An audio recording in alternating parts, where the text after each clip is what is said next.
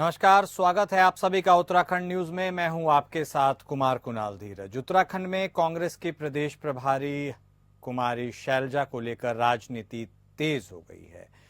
BJP ने कांग्रेस पर कुमारी शैलजा के अपमान का आरोप लगाया है, तो वहीं कांग्रेस ने बीजेपी पर पलटवार किया है। बीजेपी की वरिष्ठ नेत्री राज्यसभा सांसद कल्पना सैनी ने कांग्रेस प्रभारी कुमारी शैलजा को लेकर टिप्पणी की है। उन्होंने कहा है कि कांग्रेस में कुमारी शैलजा का अपमान और उनके साथ दुर्व्यवहार किया जा रहा है, उसकी निंदा करती हूं। वहीं कांग्रेस प्रवक्ता गरिमा दसोनी ने इस बयान पर पलटवार करते हुए कहा कि कुमारी शैलजा हमारी वरिष्ठ नेत्री हैं, जो केंद्रीय मंत्री, सांसद, विधायक और अन्य कई पदों पर कार्य कर चुकी हैं।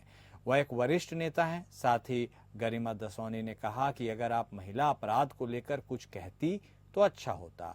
आपको हमारे नेताओं और नेत्रियों की फिक्र करने की कोई आवश्यकता नहीं है। आप अपने दल की चिंता करें, जहां आपको ढूंढने से भी सदस्य नहीं मिल रहे हैं। वहीं गरिमा दसोनी ने कहा कि कांग्रेस अपने सभी नेताओं और नेत्रियों का सम्मान करती है।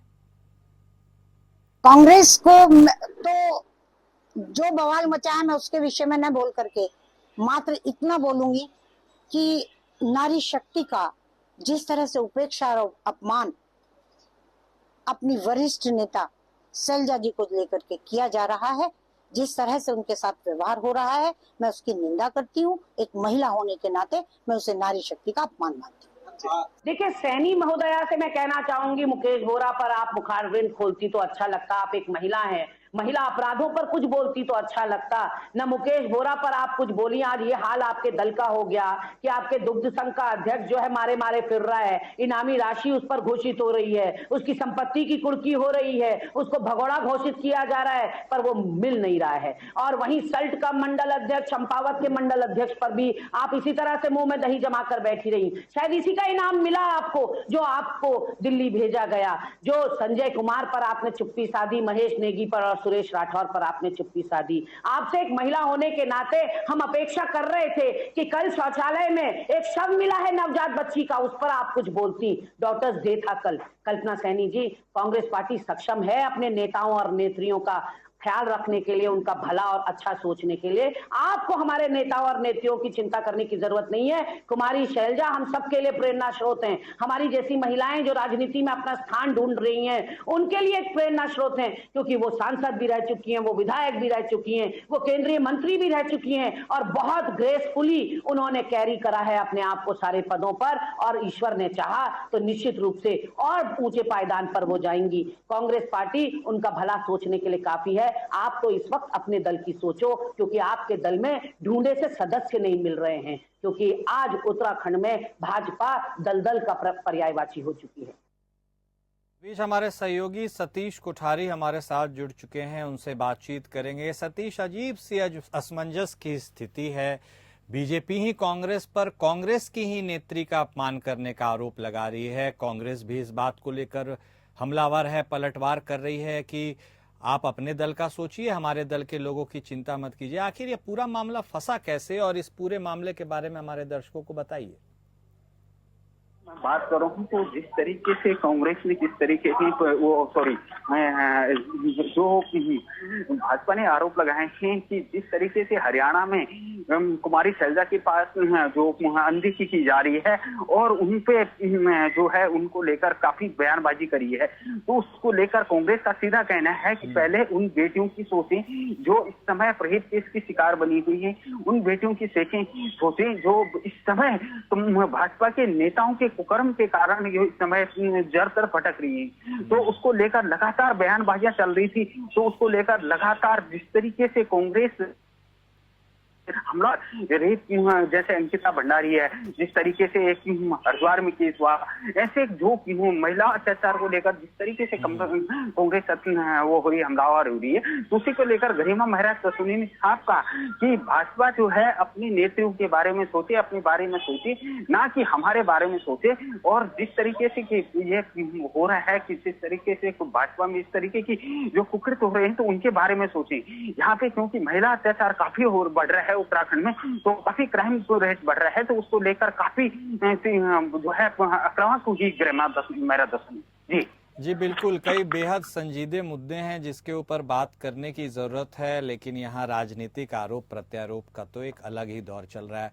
बने रहिएगा सतीश हमारे साथ, हम आपके साथ दोबारा अन्य खबर पर भी जुड़ेंगे। फिलहाल आपका शुक्रिया। और अब बात करेंगे देहरादून के बदहाल अस्पताल की, जहां वार्डों में मरीजों की भीड़ लगी हुई है। उन्हें ठीक से ट्रीटमेंट मुहैया कराने वाले लोग नहीं हैं। ओपीडी में भी मरीजों की भारी भीड़ उमड़ी है। बच्चों पर भी तो अब आफत आ चुकी है। यहां तक कि वार्डों में अब जगह भी नहीं है। लंबी लंबी कतारें दिख रही हैं। मरीजों की संख्या को देखते हुए अब उनके लिए टोकन की व्यवस्था लागू की गई है। वरिष्ठ डॉक्टर के नदारद रहने पर नोटिस देकर उनसे जवाब मांगा जा रहा है। तो यह दून अस्पताल की हम आपको तस्वीरें दिखा रहे हैं और यहाँ पर बद इंतजामी की ये जो हालात हैं, ये मंजर हैं जिससे मरीजों को दो चार होना पड़ रहा है, उसकी ये तस्वीरें पूरी कहानी बयां करती हैं। लोगों की लंबी कतारें हैं, लोग ट्रीटमेंट के लिए इंतजार कर रहे हैं, डॉक्टर्स नहीं हैं, व्यवस्था समुचित नहीं है। और ऐसे में एक बड़ा सवाल है कि आखिर सरकारी जो चिकित्सा व्यवस्था है उसमें सुधार कब होगा।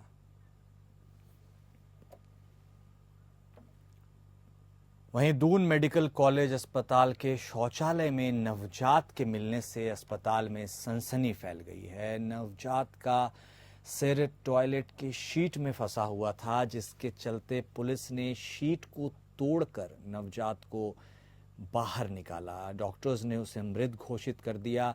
दून मेडिकल कॉलेज अस्पताल के सीएमएस डॉक्टर अनुराग अग्रवाल ने बताया कि पुलिस ने इस मामले में जांच शुरू कर दी है। उन्होंने बताया कि अब भ्रूण को देखने के बाद ऐसा लग रहा है कि उसे कहीं बाहर से लाया गया है। उन्होंने कहा कि अस्पताल के जच्चा बच्चा वार्ड में इसके बारे में पूरी जांच की गई और कहीं से भी कोई मिसिंग नहीं है। तो ये अपने आप में एक बेहद बड़ा मामला हो गया है कि आखिर जिस तरह से इस बच्चे का शव मिला है, नवजात बच्चा ये बताया जा रहा है, और यह भी बताया जा रहा है कि अस्पताल में कोई बच्चा मिसिंग नहीं हुआ था। जच्चा बच्चा वार्ड में इसके बारे में पड़ताल की गई। तो अब यह बच्चा कहां से आया, संभवतः डॉक्टर्स कह रहे हैं कि बाहर से आया, लेकिन अब पुलिस इस मामले में जांच कर रही है। सहयोगी सतीश कोठारी हमारे साथ जुड़े हुए हैं, लगातार उनका रुख करेंगे, उनसे बातचीत करेंगे। जी सतीश, ये अपने आप में बेहद दर्द भरी हुई कहानी है, समाचार है, और इसके बारे में जिक्र करते हुए भी पीड़ा हो रही थी कि जिस तरह से, जिस दयनीय अवस्था में उस नवजात का शव मिला है, टॉयलेट के शीट में फंसा हुआ, किसी को भी झकझोर देगा। पूरा मामला क्या है और कैसे को ये सब कुछ सामने आया है, क्या कुछ अभी तक इस मामले को लेकर अपडेट है सतीश? बड़ा ही दुख वाली बात यह है कि इतना बड़ा ये पूरा मेडिकल कॉलेज और वहाँ सीसीटीवी ना, जिन जगहों पे जो है ऐसी जगहों पे सीसीटीवी चप्पे चप्पे पे होना चाहिए, जिन जगहों पे नहीं। क्योंकि अभी आपने देखा होगा कि कोलकाता में जो स्थिति हुई डॉक्टर के साथ, वो एक तो वही स्थिति अगर दून में न हो या अन्य जगह न हो, इस आप देख रहे होंगे कि अस्पताल प्रशासन कह रहा है कि सीसीटीवी में कोई फुटेज ऐसा कोई आया ही नहीं। सबसे बड़ी बात ये कह रहे हैं कि हमारे यहाँ जच्चा बच्चा पूरे हैं, तो ये भ्रूण कहाँ से आया? सबसे बड़ी बात तो ये है कि आया कहाँ से भ्रूण?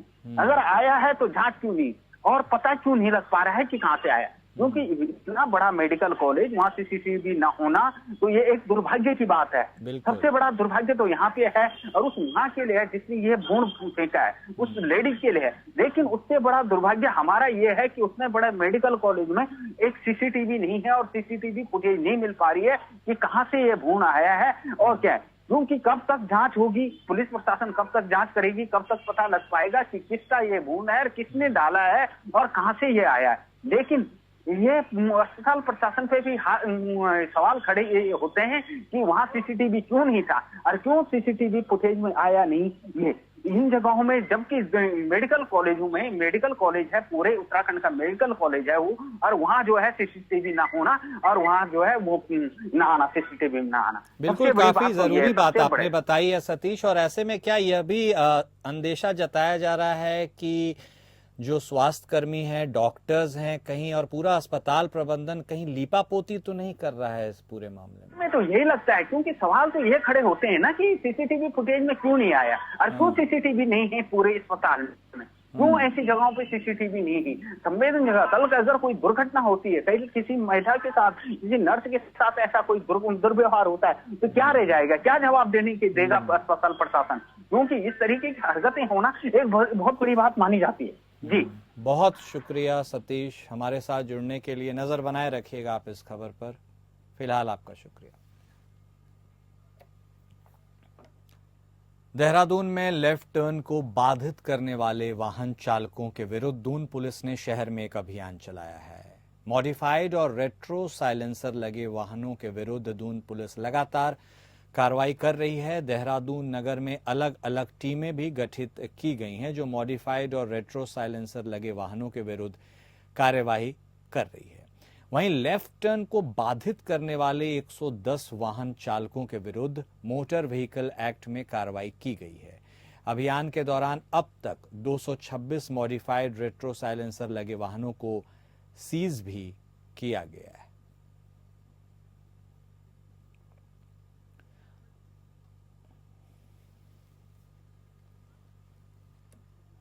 वहीं आपकी सरकार आपके द्वार कार्यक्रम के चलते मंगलौर क्षेत्र के थितकी गांव में जनता दरबार का आयोजन किया गया, जिसमें हरिद्वार जनपद के नवनियुक्त जिलाधिकारी कमेंद्र सिंह ने जनता की समस्याएं सुनी और मौके पर ही संबंधित अधिकारियों द्वारा समस्याओं का निपटारा किया गया। जनता दरबार में गैर हाजिर अधिकारियों के खिलाफ सख्त कार्रवाई किए जाने का भी आदेश दिया गया है। कार्यक्रम में पहुंचे जिलाधिकारी ने बताया कि सरकार आपके द्वार कार्यक्रम के तहत गांव-गांव जाकर ग्रामीणों की समस्याओं को सुना जा रहा है, जिससे जनता की समस्याओं का समाधान किया जा सके। इस कार्यक्रम में जनपद के सभी विभागीय अधिकारी मौजूद थे। उन्होंने कहा कि सरकार द्वारा चलाई गई स्वजल योजनाओं को गति दी जा रही है। हर घर नल योजना का कार्य भी तेजी के साथ किया जा रहा है। वहीं ग्राम प्रधान कुलदीप सालार ने भी जिलाधिकारी का आभार जताते हुए कहा उनके 3 बड़े मुद्दों को जिलाधिकारी ने जल्द ही हल कराने की बात कही है और उन्हें आशा है कि जल्द ही जिलाधिकारी के आदेश का पालन किया जाएगा।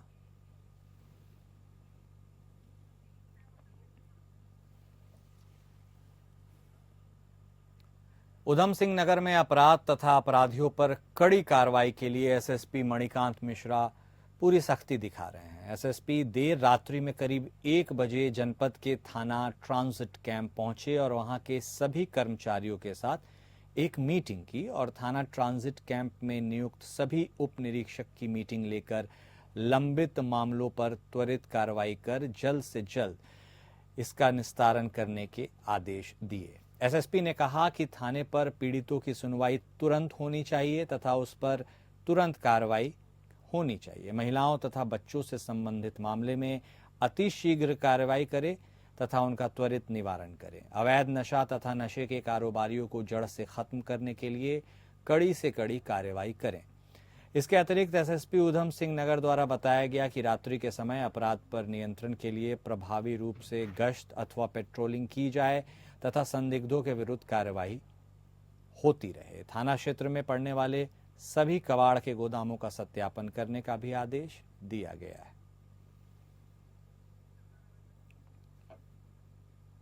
सहयोगी सत्यजीत सरकार हमारे साथ जुड़ चुके हैं, उनसे बातचीत करेंगे। सत्यजीत, एसएसपी साहब एक्शन में तो दिख रहे हैं, लेकिन एक्शन ये लगातार जारी रहे तब जाकर जनता को कहीं राहत और सुकून मिले। खैर, वो तो भविष्य की बात है, लेकिन यदि मौजूदा मीटिंग की बात करें तो इस मीटिंग से और क्या कुछ निकल कर आया और पुलिसिंग को कितनी टाइट करने की बात कही गई है?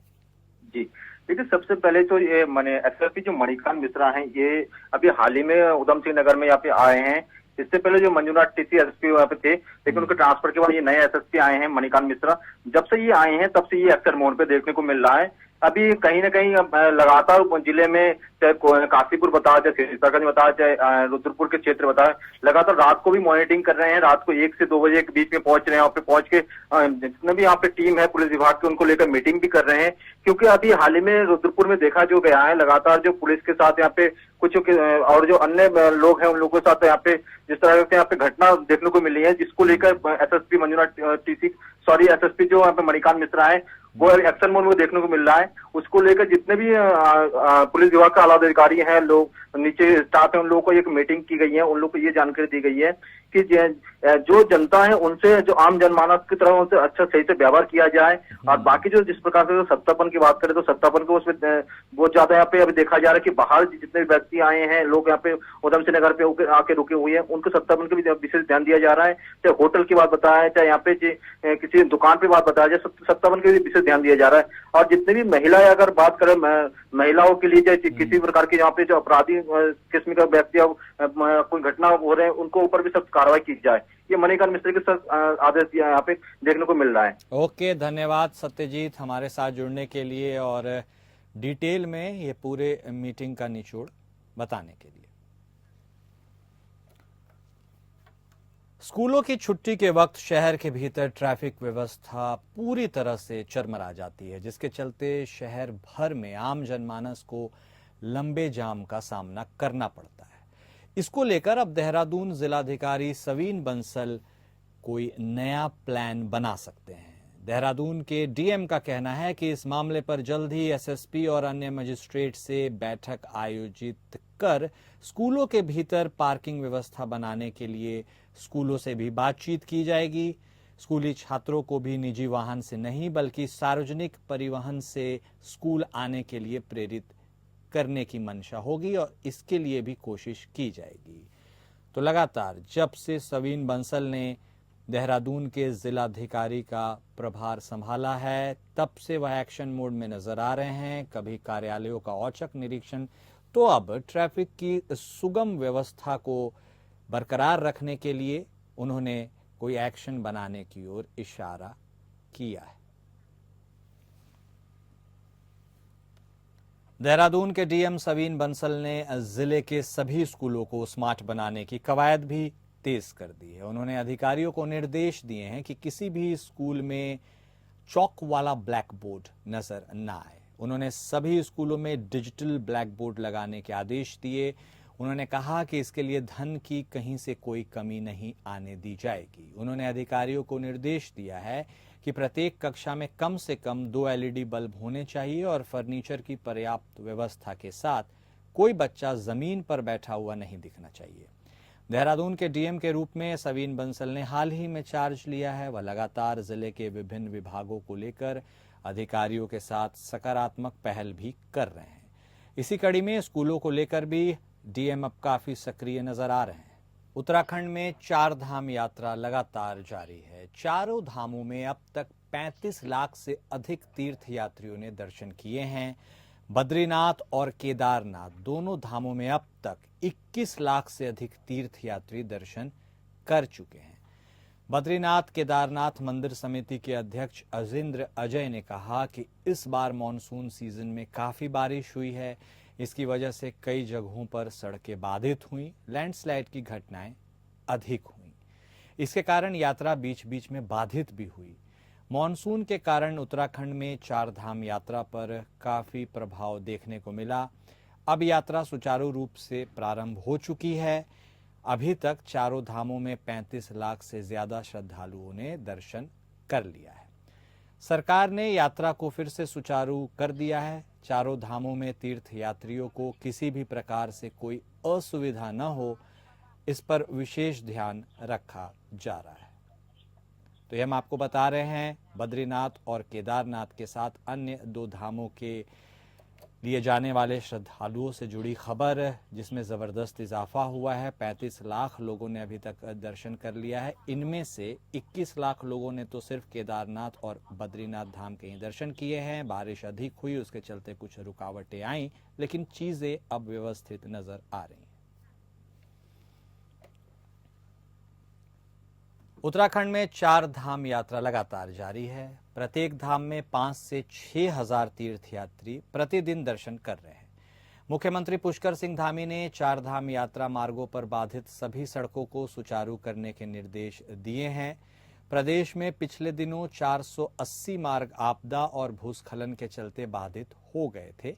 इन सड़कों में से 380 को आवागमन के लिए सुचारू कर दिया गया है। अभी और 100 ऐसे मार्ग हैं जिनको दुरुस्त करने का काम जारी है। कई जगहों पर ज्यादा डैमेज होने की वजह से सड़कों को व्यवस्थित करने में कुछ समय लग रहा है।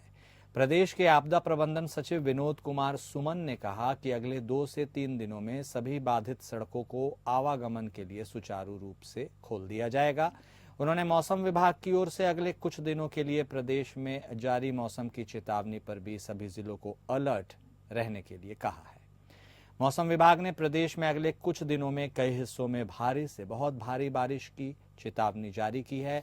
आपदा प्रबंधन सचिव विनोद कुमार सुमन ने कहा है कि अभी सभी राजमार्ग, जिला मार्ग और ग्रामीण क्षेत्रों को जोड़ने वाले मार्गों को आवागमन के लिए सुचारू किया जा रहा है, लेकिन अगले कुछ दिनों में बारिश और भूस्खलन के चलते कई अन्य जगहों पर सड़कों के डैमेज होने की संभावना है।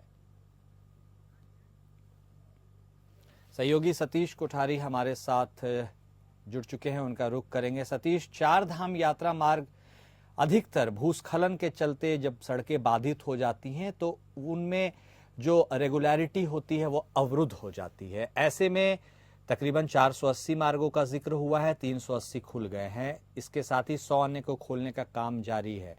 ऐसे में अब फोरकास्ट भी है कि आने वाले दिनों में भी मौसम कुछ गड़बड़ हो सकता है। उसको लेकर आपदा प्रबंधन विभाग की क्या तैयारी है और अभी जो स्थिति है उसे आप कैसे देख पा रहे हैं? सतीश। देखिए, मैं आपदा प्रबंधन विभाग की या पीडब्ल्यूडी की बात करूं तो इस समय लगभग सारे 4 धाम यात्रा मार्ग खुले हैं। जो हल्के से जहाँ पे हल्के फुल्की लैंडस्लाइड हो रही है वहां पे लगातार जेसीबी खड़ी है, एसडीआरएफ, एनडीआरएफ की टीमें खड़ी हैं।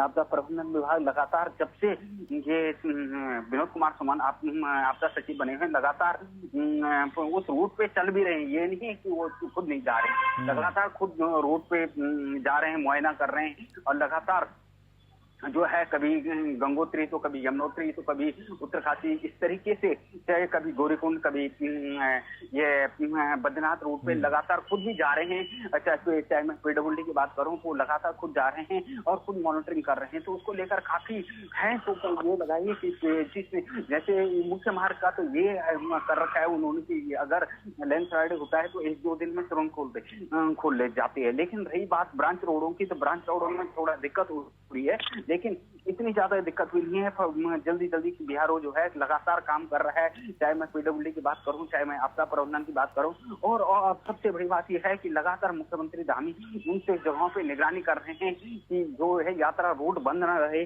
और यात्रियों को कोई दिक्कत न हो। जी धन्यवाद सतीश, हमारे साथ जुड़ने के लिए, बातचीत करने के लिए। वहीं उत्तर भारत में सक्रिय अंतर्राज्यीय बाबा अमरीक गिरोह के मुख्य सदस्य संजय गुप्ता को दून पुलिस ने गिरफ्तार कर लिया है। अभियुक्त द्वारा बाबा अमरीक और अपने अन्य साथियों के साथ कई राज्यों में अरबों रुपए की धोखाधड़ी की गई है। अभियुक्तों के विरुद्ध उत्तराखंड, उत्तर प्रदेश, हरियाणा तथा पंजाब में भूमि धोखाधड़ी और अन्य अपराधों के 1.5 दर्जन से अधिक अभियोग पंजीकृत हैं। उत्तर प्रदेश, उत्तराखंड के अतिरिक्त कई राज्यों की पुलिस को लंबे समय से अभियुक्त संजय गुप्ता की तलाश थी। गैंग के मुख्य सरगना बाबा अमरीक सहित 6 सदस्यों को दून पुलिस पहले ही गिरफ्तार कर जेल भेज चुकी है। गदरपुर के कुंदनपुर गांव में एक 35 वर्षीय युवक की अधजली लाश मिलने से हड़कंप मच गया है। शव उसके घर से कुछ दूर खेत से बरामद हुआ। देखते ही देखते ग्रामीण और आसपास के लोगों की भीड़ इकट्ठा हो गई। ग्रामीणों ने पुलिस को सूचना दी। इसके बाद पुलिस ने शव को कब्जे में लेकर उसे पोस्टमार्टम के लिए भेज दिया। जानकारी के अनुसार गदरपुर के कुंदन नगर निवासी 35 वर्षीय मनोज सैनी सोमवार दोपहर 1 बजे घर से लापता थे। आसपास के क्षेत्र में खोजबीन शुरू हुई, कुछ पता नहीं चला। रात को मृतक के घर से कुछ ही दूरी पर खेत में युवक का अधजला शव दिखाई दिया। थानाध्यक्ष गुदरपुर जसवीर सिंह चौहान ने कहा कि पूरे मामले की जांच की जा रही है। पोस्टमार्टम रिपोर्ट आने के बाद आगे की कार्रवाई की जाएगी। और उत्तराखंड न्यूज में फिलहाल इतना ही। नमस्कार।